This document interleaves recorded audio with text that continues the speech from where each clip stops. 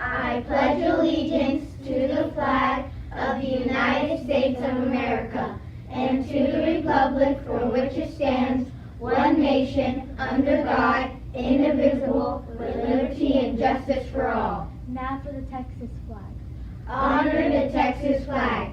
I pledge allegiance to thee, Texas, one state under God, one and indivisible. Now for a moment of silence.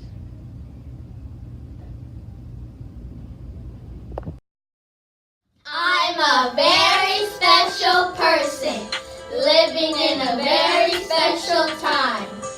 My teacher sees me as an interested, hardworking, positive student. I take pride in what I do, so I will do my best and never give up. I know right from wrong, and I choose right. I make people feel good about themselves. I believe I can, so I will. I'd rather be me than anyone else in this world. I'm a very special person. Yeah! Good morning, Gators. Today is Friday, January 18th. High 69 degrees. A severe PM thunderstorm. Storms can bring downpours, large hail, damaging winds, and a tornado. Low 34 degrees.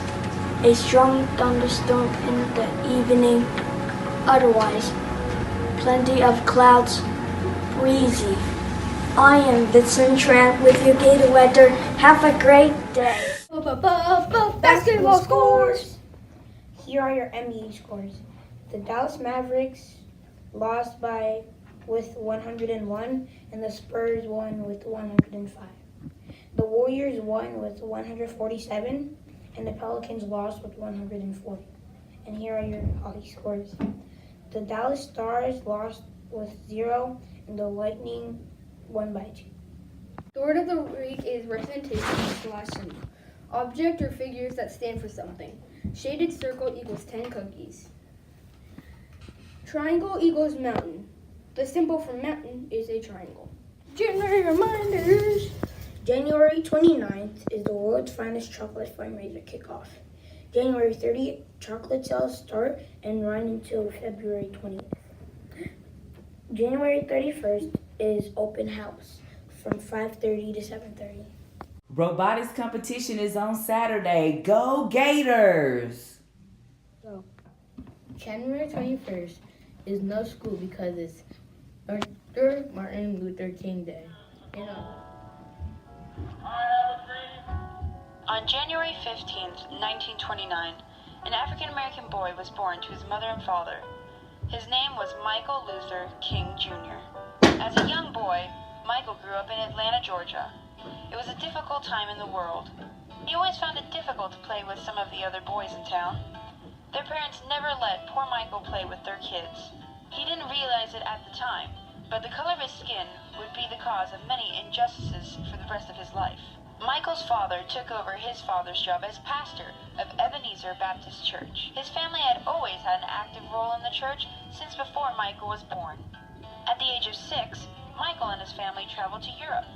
While visiting Germany, Michael and his father changed their names to Martin Luther King and Martin Luther King Jr. At the age of 15, Martin graduated from high school. Years later, after attending many colleges, Martin moved to Boston, where he graduated from Boston University. While living in Boston, he met and married Coretta Scott, and 2 sons and 2 daughters were born into the family. While having a happy life at home with his wife and kids, he still felt he had a calling larger than himself. Over the years, Martin was part of many peace protests. He preached for peace and for equal rights for not only African Americans, but for every person in the world. One of his most important moments was called the bus boycott.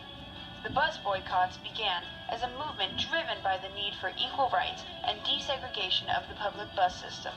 But as time went on, these boycotts became headline news.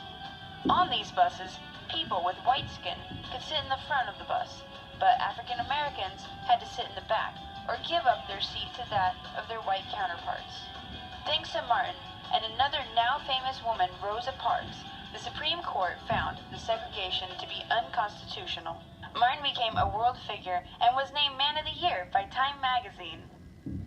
Martin made many speeches in his life, but his most memorable and historical one was held in Washington, D.C. Over 250,000 people flooded the Washington Monument to hear Martin's I Have a Dream speech. So let freedom reign from the prodigious hilltops of New Hampshire.